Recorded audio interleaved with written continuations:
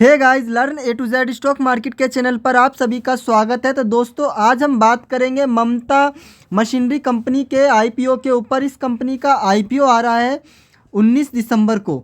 तो हम इस वीडियो के अंदर इस कंपनी के ऊपर फुल रिव्यू करेंगे, जिसके अंदर हम ये जानेंगे कि इस कंपनी का बिजनेस किस टाइप का है। इस कंपनी का लास्ट 2 से 3 साल का फाइनेंशियल डेटा भी जानेंगे, जिससे हमें लास्ट में ये डिसीजन लेने में आसानी होगी कि इस कंपनी के आईपीओ में अप्लाई करें या ना करें, और करें भी तो लॉन्ग टर्म का व्यू रखें या शॉर्ट टर्म का व्यू रखें।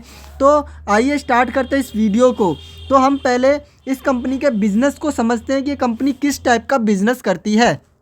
तो दोस्तों, अगर हम इस कंपनी के बिज़नेस की बात करें तो यहाँ पर आप देखेंगे कि पीछे बैकग्राउंड में वीडियो चल रहा है। यहाँ पे आप देख रहे हो काफ़ी बड़े बड़े मशीन है। ये मशीन जो आपको दिख रहे हैं, ये पैकेजिंग जो प्लास्टिक पैकेज होते हैं वो मैन्युफैक्चरिंग करती है मशीन, ठीक है। लेकिन ये जो कंपनी का बिज़नेस है, ये पैकेजिंग का नहीं है। ये जो पैकेजिंग बना रही है, ये मशीन जो आपको दिख रहा है ना, ये पैकेजिंग को बना रही है, मैन्युफैक्चरिंग कर रही है, ये मशीन ये कंपनी बनाती है। और ये कंपनी जो ये मशीन बनाती है, बहुत ही बड़े लेवल पे बनाती है कंपनी।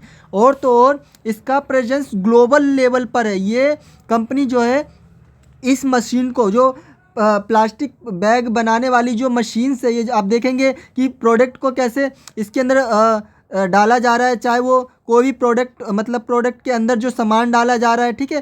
प्रॉपर ये मशीन बनाती है कंपनी। देख रहे हो, ये प्लास्टिक बैग बना रही है, ठीक है, प्लास्टिक बना रही है। तो ये जो मशीन है ना, ये मशीन बनाती है कंपनी, ना कि ये प्लास्टिक बैग बनाती है, ठीक है, ना कि प्लास्टिक के प्रोडक्ट बनाती है, बल्कि वो प्रोडक्ट बनाने के लिए जो मशीन यूज़ होता है वो मैन्युफैक्चरिंग करती है कंपनी। और बहुत ही बड़े लेवल पे कंपनी ये मशीन्स बनाती है।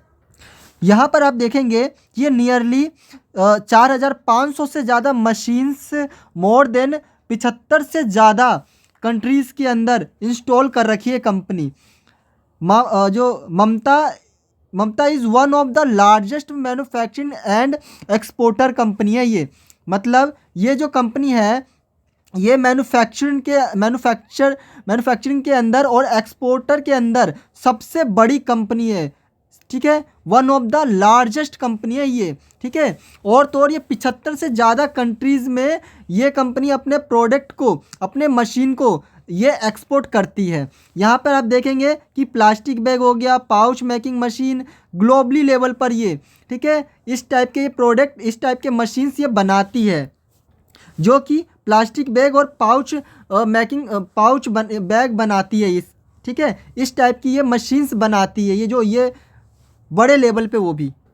यहाँ पर आपको देखने को मिलेगा कि जो ग्लोबल प्रेजेंस है, यहाँ पर आप देखिए कि कितने दूर दूर ये है आपका इंडिया। यहाँ से देख रहे हो आप, काफ़ी ज़्यादा ये फैली हुई है कंपनी। मोर देन 75 से भी ज़्यादा कंट्रीज़ में ये अपने प्रोडक्ट को एक्सपोर्ट करती है। यहाँ पर आपको देखने को मिलेगा, यहाँ पर दिया हुआ भी है कि एशिया और फेयर एक्स ईस्ट में देखेंगे तो ये देख रहे हो बहुत सारी जो कंट्रीज़ है उसके नाम दिया, जिसमें एक चाइना भी है। चाइना के अंदर भी ये अपने प्रोडक्ट को एक्सपोर्ट करती है। देख रहे हो यहाँ चाइना का भी नाम है। वहीं पे आप देखेंगे कि मिडल ईस्ट में, यहाँ पे भी देख रहे हो कितने सारे कंट्रीज़ है, ये सारे कंट्रीज़ है जहाँ पर एक्सपोर्ट करती है। वहीं पे अगर मैं मिडल ईस्ट के बाद अगर अफ्रीका में भी देखूँ तो अफ्रीका में भी देखिए कितनी सारी कंट्रीज़ है जहाँ पे अपने प्रोडक्ट को सॉरी एक्सपोर्ट करती है। वहीं पर ऑस्ट्रेलिया में भी आपको देखने को मिलेगा कि ऑस्ट्रेलिया और एक न्यूजीलैंड यहाँ पर दिया हुआ है। उसी के साथ साथ अगर यूरोप में देखेंगे तो यूरोप में भी काफ़ी सारी कंट्रीज़ के अंदर ये फैली हुई है कंपनी। और वहीं पे नॉर्थ अमेरिका में भी आप देखेंगे तो यहाँ पे भी देखने को मिलेगा कि नॉर्थ अमेरिका में भी ये कंपनी फैली हुई है, नॉर्थ अमेरिका के कंट्रीज़ में भी। और वहीं पे अगर मैं बात करूँ सेंट्रल एंड साउथ अमेरिका की, तो यहाँ पर भी आपको बहुत सारे कंट्रीज़ में देखने को मिलेगा। इस तरीके से कंपनी जो है 75 से भी ज़्यादा कंट्रीज़ के अंदर अपने प्रोडक्ट को एक्सपोर्ट करती है, अपने मशीनरी को, जो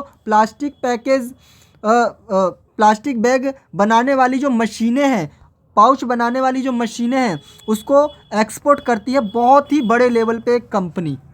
अगर मैं इस कंपनी के कैपेसिटी की बात करूं तो यहाँ पर आपको देखने को मिलेगा कि 250 मशीन ये हर साल बनाती है, मैन्युफैक्चरिंग करती है ये कंपनी। अगर आप इस कंपनी का मशीन्स की बात करेंगे तो यहाँ पे देखेंगे, देखिए बैकग्राउंड में आपको ये दिख रहा है मशीन्स, इस टाइप के मशीन्स बनाती है, ये मैन्युफैक्चरिंग करती है। यहाँ पर देखिए इस टाइप से कितने बड़े बड़े मशीन्स ये कंपनी बनाती है, देख रहे हो, ये सारे मशीन्स ये कंपनी खुद मैन्युफैक्चरिंग करती है। वहीं पे ये देखिए इस टाइप्स के भी देख रहे हो कितने बड़े बड़े मशीन्स ये बनाती है, खुद बनाती है कंपनी, ये सारे मशीन्स खुद मैन्युफैक्चरिंग करती है कंपनी। ये देखिए कंपनी के अंदर का फोटो है, देख रहे हो काफ़ी बड़े बड़े मशीन्स देख रहे हो, ये बिखरे पड़े हैं और ये खुद मैन्युफैक्चरिंग कर रहे हैं, खुद बना रहे हैं, देख रहे हो सेटअप करे, सारे मैकेनिक लगे हुए हैं यहाँ पे। यहाँ पे आप देखेंगे कि इसके जो पार्ट्स है वो भी खुद मैन्युफैक्चरिंग किए जा रहे हैं। ये सेमीकंडक्टर टाइप का देख रहे हो आप, ये लग रहा है ये सेमीकंडक्टर टाइप्स के ये प्रोडक्ट है, ये पार्ट्स है इसके, ये सारे मशीन्स के पार्ट है जो ये खुद मैन्युफैक्चरिंग करती है और इतने बड़े बड़े मशीन्स बनाती है। तो ये कंपनी जो है इस टाइप्स के इसका बिजनेस है और इस टाइप का ये मशीन्स बनाती है कंपनी। तो आइए अब हम चलते हैं इस कंपनी के आईपीओ का डिटेल्स को भी समझते हैं। तो अगर मैं बात करूं कंपनी के आईपीओ डिटेल्स की, तो ये जो आईपीओ है 19 तारीख को ओपन हो जाएगा और 23 तारीख को इसमें अप्लाई करने का लास्ट डेट होगा।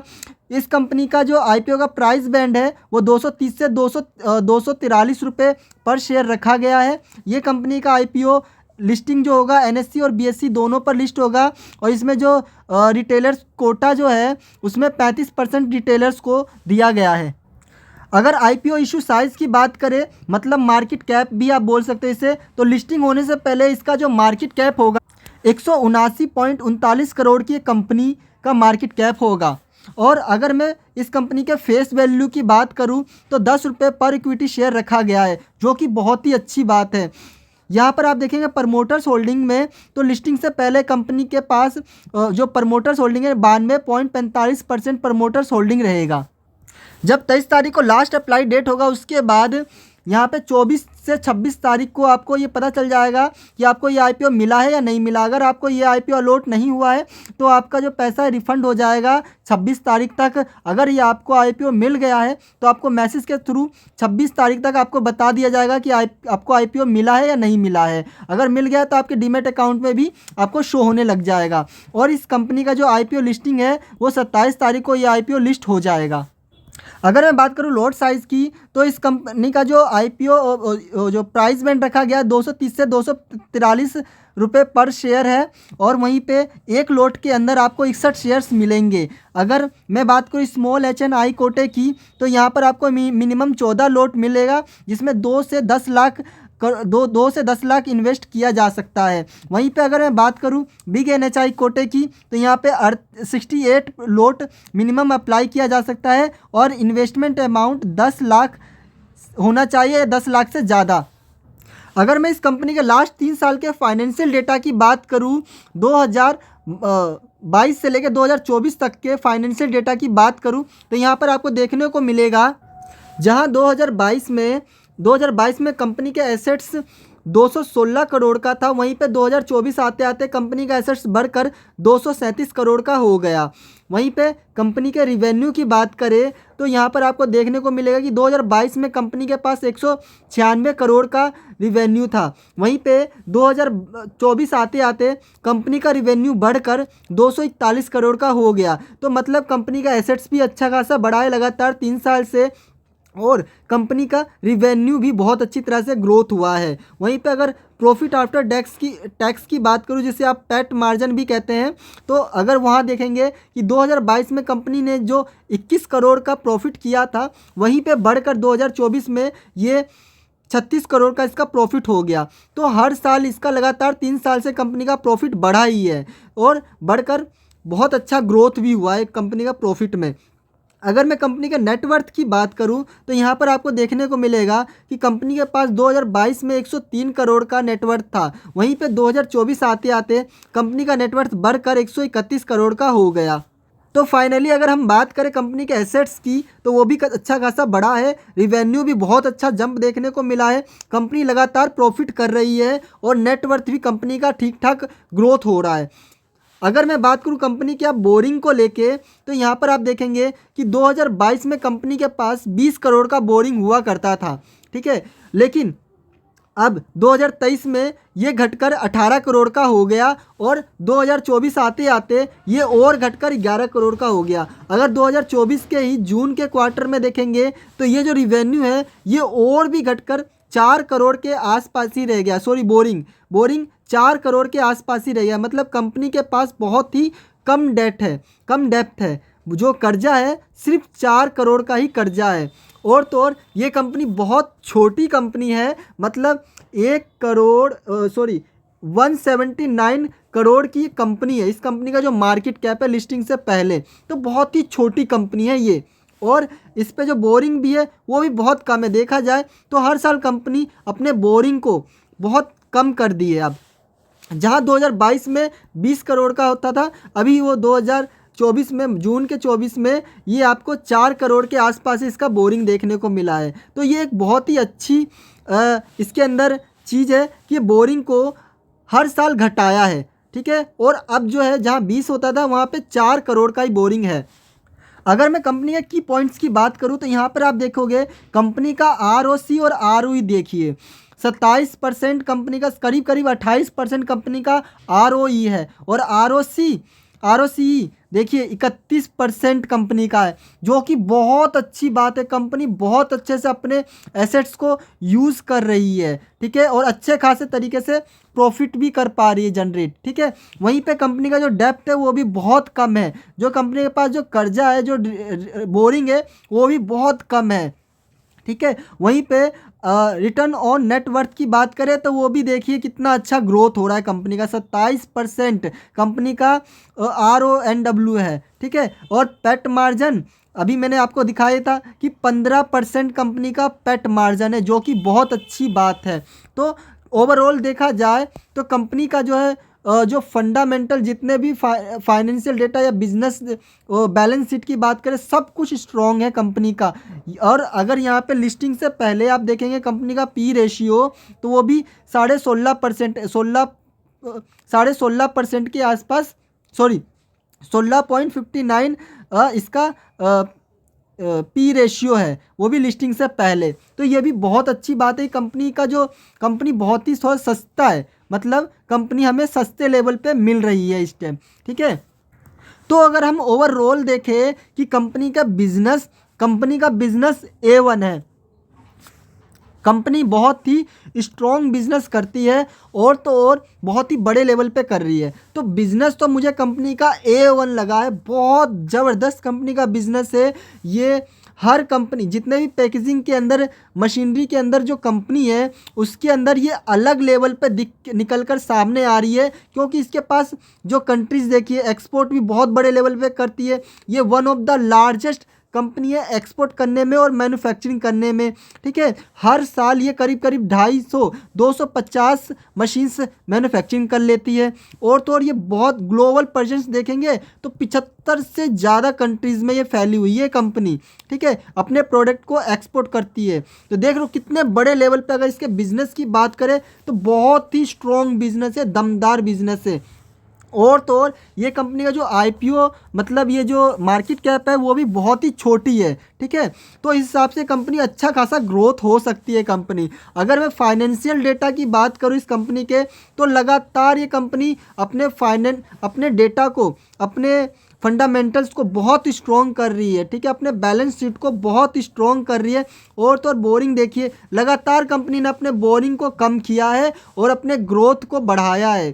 तो ओवरऑल देखा जाए तो कंपनी बहुत ही स्ट्रॉन्ग लग रही है, चाहे वो बिजनेस पर्पज से बताओ या फंडामेंटली बताओ। ये कंपनी लॉन्ग टर्म और शॉर्ट टर्म दोनों में अच्छा खासा प्रॉफिट रिटर्न आपको दे सकती है। अगर मैं आप बात करूं कि ये कंपनी जो लिस्टिंग होगी वो कितने प्राइस तक हो सकती है, तो एक चीज़ का ध्यान रखिए कि जब ये कंपनी लिस्ट होगी मार्केट के अंदर तो पॉजिटिव में होगी। और अगर मैं परसेंटेज में बताऊँ कि कितने परसेंट ये आपको प्रॉफिट दे सकती है, तो ये कम से कम आपको 50%, कम से कम बता रहा हूँ 50% का रिटर्न देगी। और ज़्यादा से ज़्यादा आप 100%, मतलब डबल से भी ज़्यादा का रिटर्न ये कंपनी निकाल कर दे सकती है सिर्फ लिस्टिंग में।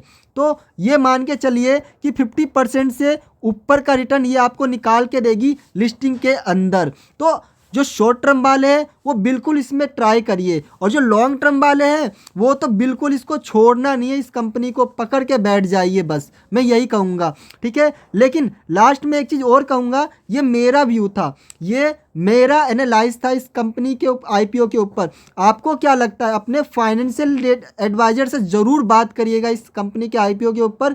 ठीक है, मेरे अकॉर्डिंग तो एक कंपनी का आईपीओ A1 है, आपको ज़रूर अप्लाई करना चाहिए, और शॉर्ट टर्म हो या लॉन्ग टर्म, दोनों नज़रिए से कंपनी बहुत स्ट्रॉन्ग है। ठीक है, तो मिलते हैं नेक्स्ट वीडियो में, और अपने फाइनेंशियल एडवाइजर से ज़रूर इस पर बात करिएगा। ठीक है, तभी इस कंपनी के आईपीओ में अप्लाई करिएगा। ठीक है, मिलते हैं नेक्स्ट वीडियो में। Okay, bye.